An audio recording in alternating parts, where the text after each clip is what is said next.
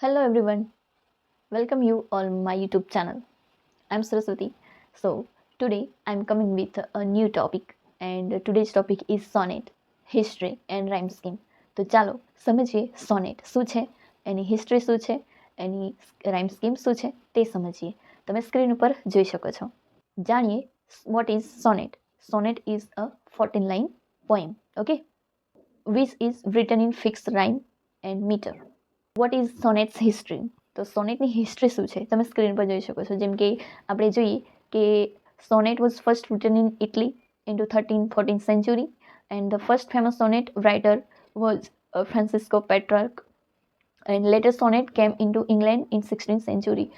તો પહેલાં વાત કરીએ તો સોનેટ જે છે ને જેનો ઓરિજિન ઇટલીમાં થયો હતો અને ત્યાર પછી 16th સેન્ચુરીમાં અહીં સોનેટ જે છે એ ઇંગ્લેન્ડમાં આવી હતી. ઓકે, આ જે સોનેટ જે છે એ ઇંગ્લિશ પોએટ્સ એટલે કે હાવર્ડ અને વ્યાટ જે છે તેઓએ ઇન્ટ્રોડ્યુસ કરાવ્યું છે.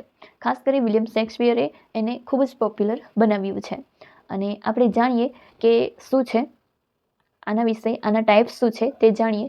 તો ટાઈપ્સ ઓફ સોનેટની વાત કરીએ તો તમે સ્ક્રીન પર જોઈ શકો છો કે this sonnet divided into 2 parts, octave 8 line, sestet 6 line. Okay, તો અહીં વાત કરીએ કે 6 લાઇન ઓક્ટેવ એટલે કે જે ઓક્ટેવ એટલે કે 8 લાઇનની પંક્તિ હોય છે, સેસ્ટેટ એટલે 6 લાઇનની પંક્તિ એટલે કે લાઇન હોય છે. ઓકે, જેમ કે રાઇમ સ્કીમની વાત કરીએ તો તમે સ્ક્રીન પર જોઈ શકો છો કે rhyme scheme A BB A, okay, આ એની રાઇમ સ્કીમ છે.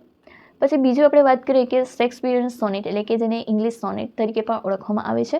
હવે એ કેવા પ્રકારની સોનેટ હોય છે તો એ પણ શેક્સપિયરન પોએમ યા સોનેટની વાત કરીએ. This sonnet has 4 parts, 3 quatrain and 1 couplet. 3 quatrain એટલે કે જે લાઇન છે એ 4 લાઇનની હોય છે અને 2 કપલેટ હોય છે. ઓકે, જેમ કે તમે રાઇમ સ્કીમ જોઈ શકો છો AB CD EF and G. છેલ્લે જે ડબલ વાર જી છે એ કપલેટ કહેવાય છે, રાઇમ કપલેટ કહેવાય છે. ઓકે, તો આ છે. લાસ્ટમાં આપણે સમરી રિવિઝન કરીએ તો શું છે, સોનેટ જે છે એ 14 લાઇનમાં હોય છે. ખાસ કરી ઓરિજિન ઇટલીમાં થઈ છે. ફેમસ પોએટ પેટ્રાર્ક એન્ડ શેક્સપિયર છે. ટાઈપ્સ કેવા હોય છે તો પેટ્રાર્કિયન એન્ડ શેક્સપિયરન ટાઈપ્સ હોય છે. ફિક્સ રાઇમ સ્કીમ હોય છે. મિત્રો, તમને આના વિશે થોડીક પણ માહિતી યુઝફુલ બની હોય તો લાઈક શેર સબસ્ક્રાઈબ કરી દેજો. આ જે વિડીયો છે એ ખાસ કરીને જે ઇંગ્લિશ લિટરેચરના સ્ટુડન્ટ છે તેમના માટે બનાવેલ છે અને કોમનલી બધાને જાણવું જોઈએ. તો ચાલો આ વિડીયોને આપણે અહીં જ એન્ડ કરીએ છીએ. નેક્સ્ટ વિડીયો લેસનમાં મળીશું. ત્યાં સુધી bye bye, have a good day.